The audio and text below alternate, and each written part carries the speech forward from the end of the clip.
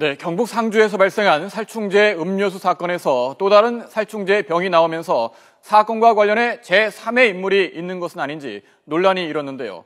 압수수색 당시 없었던 물건이라고 했던 경찰이 압수 가치가 없어 두고 간 것이라고 말을 바꿨습니다.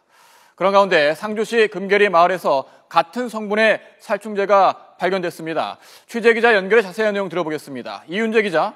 네, 경북지방경찰청입니다. 네, 같은 마을에서 또 다른 살충제가 발견됐군요. 네, 살충제 음료수 사건을 수사 중인 경찰은 피의자 83살 박모 씨의 집 이외에 또 다른 한 집에서 음료수에서 나온 것과 같은 성분의 살충제 3병을 발견했습니다.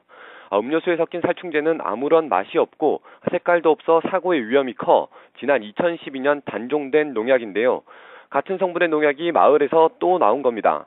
경찰은 이번 사건과 연관성이 있는지를 조사하고 있습니다. 앞서 경찰은 압수수색 이후 피의자 박 씨의 집에서 추가로 발견된 살충제병에 대해 압수 가치가 없어 놓고 간 것이라고 해명했습니다.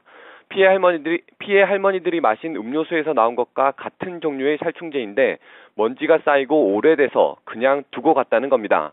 그러면서 피의자 가족이 압수수색 다음 날 살충제병이 또 나왔다고 신고하자 다시 현장에 나와 추가로 발견된 살충제를 걷어갔습니다. 경찰은 애초 압수수색 당시 없었던 살충제병으로 추가 조사를 하고 있다고 했지만 채 하루도 지나지 않아 압수수색 때 발견한 것이라고 해명한 겁니다.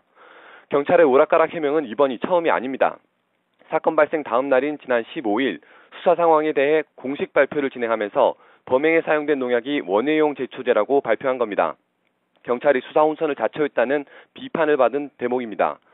그런 가운데 경찰은 아직도 피의자 박 씨의 범행 동기와 구체적인 물증을 밝혀내지 못하고 있습니다.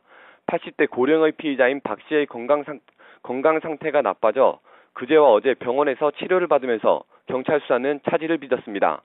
지금까지 경북지방경찰청에서 YTN 이윤재입니다.